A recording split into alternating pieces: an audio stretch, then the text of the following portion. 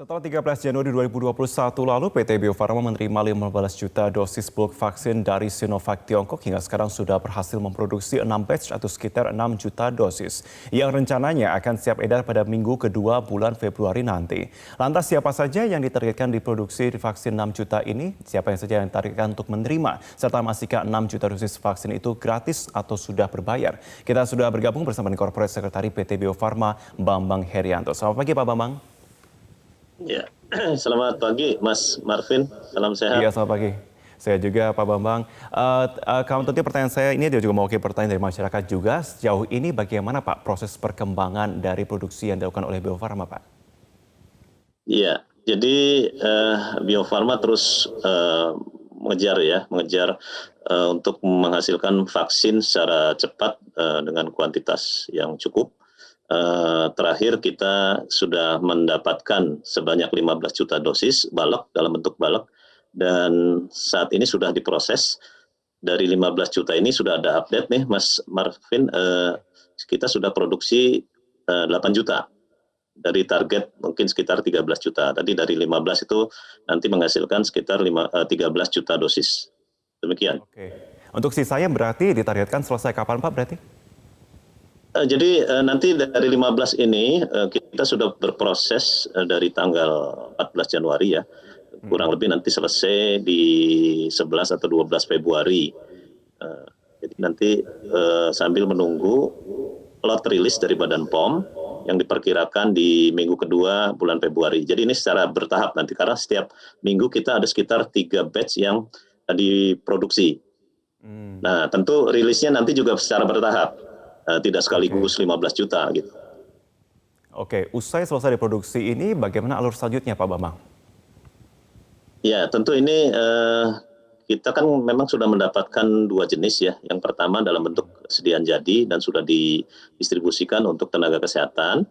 Dan yang ini yang 15 juta nanti diproduksi di Bio Farma menjadi sekitar 13 juta ini untuk tahap kedua dari program vaksinasi yang akan dilaksanakan oleh pemerintah yaitu untuk tugas publik ya.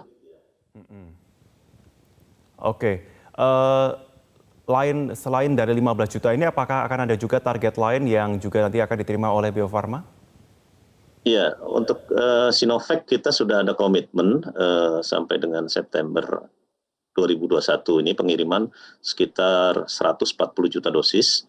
15 juta ini bagian dari 140 dan kemudian nanti minggu pertama Februari akan datang kembali sebanyak 11 juta dosis. Jadi nanti setiap secara bertahap dilakukan pengiriman untuk tahun ini ada sekitar 140 juta. Oke, berarti artinya sudah bisa dipastikan siap edar pada bulan Februari untuk batch yang selanjutnya, yang sebelumnya? Iya, betul. Mudah-mudahan kita di minggu kedua Februari ini sudah ada vaksin dari produksi Bio Farma ya untuk diedarkan dan digunakan untuk tahap kedua yaitu untuk petugas publik seperti nanti TNI, Polri, kemudian pelayan publik lainnya. Oke, Pak Bambang, kalau kita bicara soal quality control yang dikatakan oleh Pak Honsti sebelumnya, ini masih menjadi satu PR. Sebenarnya bagaimana sejauh ini prosesnya untuk quality control dari vaksin-vaksin yang tentunya sudah siap diproduksi ini, Pak? Ya, jadi sebelum kita gunakan di masyarakat tentu vaksin ini harus diuji dulu, baik di Bio Farma maupun di Badan POM. Mas, jadi ada beberapa uji yang harus dilakukan yang memastikan bahwa vaksin ini betul-betul memenuhi syarat. Jadi ada satu persyaratan yang harus dipenuhi, apakah itu sterilitas, kemudian identitas, ada psikologi dan seterusnya, sehingga nanti vaksin yang digunakan di masyarakat ini betul-betul aman. Oke, untuk pengirimannya sendiri akan ditargetkannya bagaimana Pak range waktunya? Apakah setiap bulannya nanti akan dikirimkan dari Tiongkok kemudian diteliti atau setiap minggu bahkan untuk sampai dengan komitmen September 2021 ini? Ya ini kalau kita sih berharap balok ini dapat didatangkan segera ya sebelum kalau bisa mungkin semester 1 2021 ini 140 juta dosis ini masuk semua ke Indonesia untuk kita lakukan proses produksi lebih lanjut. Cuma kan memang nanti karena kan ini vaksin COVID ini kan dibutuhkan sekali ya banyak negara ya Mas ya. Kita saling berebut.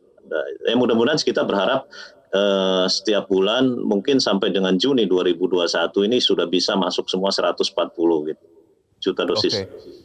Oke, bagaimana dari Bio Farma sendiri untuk bisa melihat proses pendistribusian sampai dengan beberapa step-step selanjutnya, Pak? Kalau kita lihat kan ini adalah salah satu hal yang paling berharga tentunya di era vaksinasi saat ini. Bagaimana bisa memastikan bahwa pengawasan ini tetap bisa dilakukan secara ketat dalam proses pendistribusiannya? Ya, memang di Bio Farma juga kita lakukan proses produksi ini juga secara ketat ya, dengan temperatur produksi juga 2-8. Nah, jangan sampai nanti produk yang sudah memenuhi syarat ini dalam pendistribusiannya malah kurang baik. Jadi nanti selama produksi kemudian nanti di proses distribusinya hingga sampai ke tangan konsumen atau ke masyarakat, ini harus betul-betul dijaga rantai dinginnya, Mas Marvin. Betul-betul jangan sampai vaksin ini mengalami kerusakan ya selama pendistribusian. Untuk itu dari Bio Farma sendiri kami mengirimkan ini menggunakan kendaraan yang berpendingin sampai nanti di provinsi atau tempat penyimpanan di provinsi. Nanti dari provinsi juga akan didistribusikan kembali ke kabupaten kota menggunakan rantai dingin, disimpan di dalam tempat pendingin juga di 2-8 derajat Celcius. Nah, nanti sebelum digunakan pun kalau memang harus masuk ke daerah yang sulit dijangkau, nanti ada kita menggunakan namanya vaksin carrier. Jadi vaksin dibawa tetap terjaga suhunya sehingga terjamin kualitasnya. Seperti itu, Mas Pak. Pak Bambang, kalau kita lihat dosis blok vaksin ini akan terus ditambah, apakah dari Bio Farma akan menambah untuk kapasitas dari lab-nya ataupun juga peralatan penunjangnya?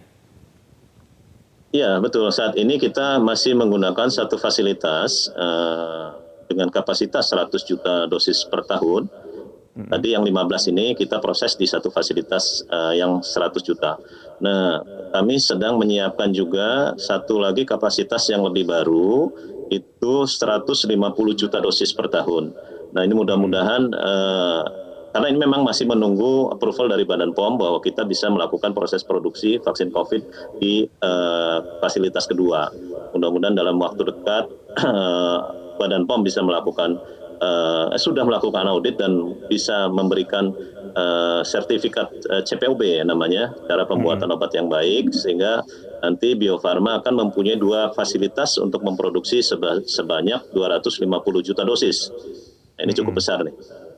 Oke, Pak Bambang, untuk menjawab pertanyaan dari masyarakat juga yang saat ini tanggapan liar cukup beredar luas di media sosial terkait dengan QR Code yang disampaikan juga oleh BPOM kemarin ya. Ini sebenarnya apa sih fungsi dari QR Code sendiri ini, Pak? Ya, baik. Jadi ini masyarakat banyak yang salah ya. Jadi QR Code ini kita menerapkan untuk track and trace. Jadi tidak hanya dalam penelusuran terduga yang kena COVID ya, tapi jadi di file kita nanti disediaan kita di kemasan kita itu dilengkapi dengan suatu barcode, 2D barcode untuk jadi untuk awalnya ini sebetulnya nanti di 2D barcode ini berisi data-data vaksin tersebut, Mas.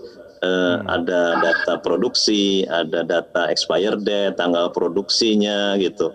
Nah, nanti di kemasan sekunder, jadi nanti file itu kita kemas lagi di kemasan sekunder juga diberi barcode untuk ini mendata bahwa dalam satu kemasan ini ada sekian file.